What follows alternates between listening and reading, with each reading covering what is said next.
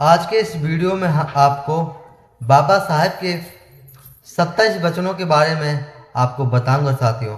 तो आप बने रहें इस वीडियो में शुरू से लेकर अंत तक साथियों। तो इस वीडियो को पूरा देखें, ज़रूर देखें। बस हमें कमेंट बॉक्स में इसकी प्रतिक्रिया जरूर दें कि यह वीडियो मैंने अच्छी बनाई है या नहीं बनाई साथियों। तो आप जरूर साथियों इस कमेंट बॉक्स में प्रतिक्रिया जरूर दें। बाबा साहब जी का डॉक्टर B.R. अम्बेडकर का पहला वचन था, शिक्षा वह सैनी का दूध है, शिक्षा वह सैनी का दूध है जो पिएगा और दहाड़ेगा। तो साथियों बाबा साहब ने इसलिए कहा था ये वचन, जो हमारे समाज के बच्चे पढ़े लिखे होंगे तो शिक्षा ग्रहण होगी तो सरकार से सवाल जवाब अपने अधिकार मांगेंगे साथियों। तो बाबा साहब का ये पहला वचन होगा साथियों। अब हम बताएंगे आपको दूसरा वचन साथियों। तो साथियों आप सुने दूसरा वचन, इस पूरी दुनिया में गरीब वही है जो शिक्षित नहीं है साथियों। तो बाबा साहब का ये दूसरा वचन हो गया साथियों। तो साथियों बाबा साहब का तीसरा वचन सुने, अपने बच्चों को और खुद आधी रोटी खा लेना, मगर थाली नहीं हो तो हथेली पर धर के खा लेना, मगर अपने बच्चों को अच्छी से अच्छी शिक्षा जरूर दिलाना साथियों। तो ये हो गया बाबा साहब का तीसरा वचन। तो आप चौथा वचन बता रहे हैं साथियों, आप देखें इस वीडियो में और ज़्यादा से ज़्यादा लोगों तक शेयर करें। मैं बाबा साहब के बहुत अच्छे कौन कौन से वचन हैं वो बता रहा हूँ साथियों आपको, तो क्योंकि ये बहुत ज़रूरी है। बाबा साहब के वचन बहुत इम्पोर्टेंट वचन बता रहा हूँ साथियों।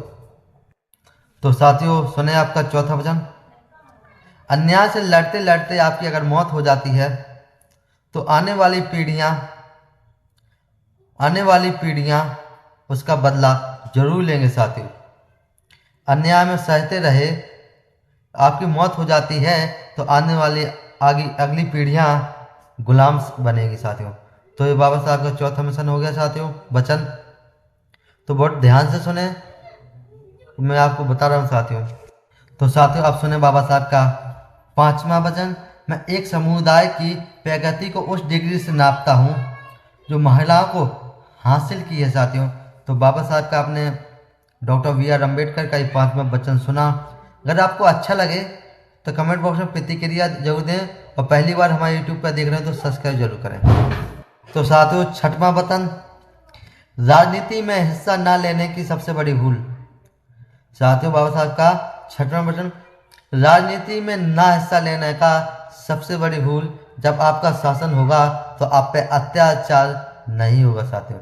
तो मैं दोबारा देना चाहता हूँ छठवां वचन, राजनीति में हिस्सा ना लेने की सबसे बड़ी भूल, अगर आपका शासन होगा तो आप पर अत्याचार नहीं होगा साथियों। तो यह वीडियो को देखते रहें। एक बाबा साहब का सातवां वचन, मुझे वह धर्म पसंद है, बाबा साहब ने कहा था मुझे वह धर्म पसंद है जो स्वतंत्रता, बंधुता और समानता को रखे साथियों। ये बाबा साहब का सातवां वचन था। तो वीडियो का अंत तक बने रहें और मेरी बातें जो अच्छी लग रही हो मैं बता रहा हूँ बाबा साहब के मिशन के लिए, तो आप मुझे जरूर सपोर्ट करें और ज़्यादा से ज़्यादा सपोर्ट करने के लिए बोलें साथियों से। मुझे आशा पूर्ण विश्वास है कि आप जरूर मुझे साथ दोगे। तो साथियों बाबा साहब का आठवां वचन, बाबा साहब ने कहा था, मंदिर जाने वाली लंबी कतारें जिस दिन स्कूल की तरफ जाने लगेंगी तो हमारा देश महाशक्ति बनने से कोई ताकत नहीं रोक सकती साथियों। तो बाबा साहब ने कहा था आठवां वचन, मंदिर जाने वाली लंबी कतारें जिस दिन स्कूल वाली रास्ते पे और जाने लगेंगी उस दिन हमारे देश की महाशक्ति बनाने की कोई ताकत नहीं रोक सकती। तो साथियों ये सबसे मोस्ट इम्पोर्टेंट वचन था बाबा साहब का। साथियों बाबा साहब का नौवां वचन, जिसे अपने दुखों से मुक्ति चाहिए तो उसे लड़ना होगा, और लड़ना होगा तो इसके लिए सबसे पहले पढ़ना होगा, क्योंकि बिना ज्ञान के इस मंजिल को पाना मुश्किल है और हार भी निश्चय है साथियों। तो ये बाबा साहब का कहना था, अपने दुखों से मुक्ति चाहिए तो पहले लड़ना होगा तो पहले पढ़ना होगा, क्योंकि ज्ञान के बगैर मंजिल पाना असंभव है और हार निश्चित है साथियों। तो आप उन वीडियो शेयर जरूर करें। तो साथियों, बाबा साहब का 10वां वचन, हमारे समाज में अनपढ़ लोग हैं, ये हमारी समाज की समस्या नहीं है, लेकिन पढ़े लिखे लोग गलत बातों का समर्थन करने लगे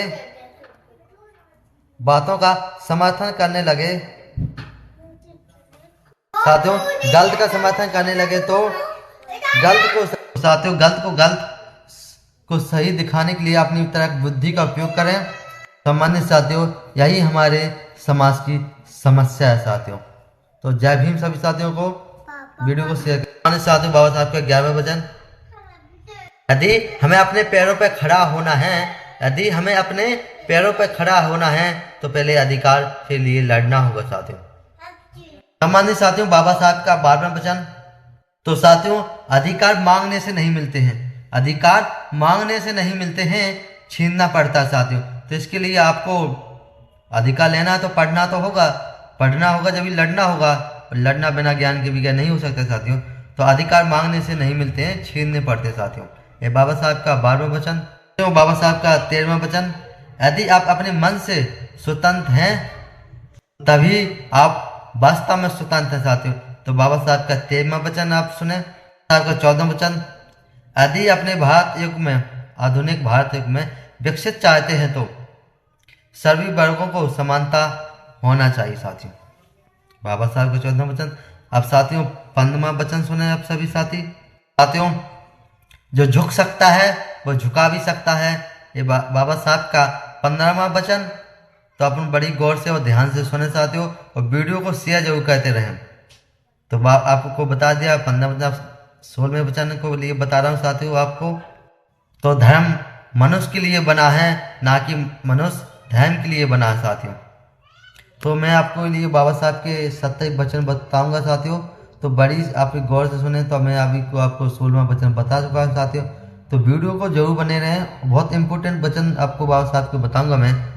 साथियों 17वां वचन, तो साथियों, राजनीति में सुख भोगने के लिए नहीं, बल्कि मैं अपने दबे कुचले समाज को और भाइयों को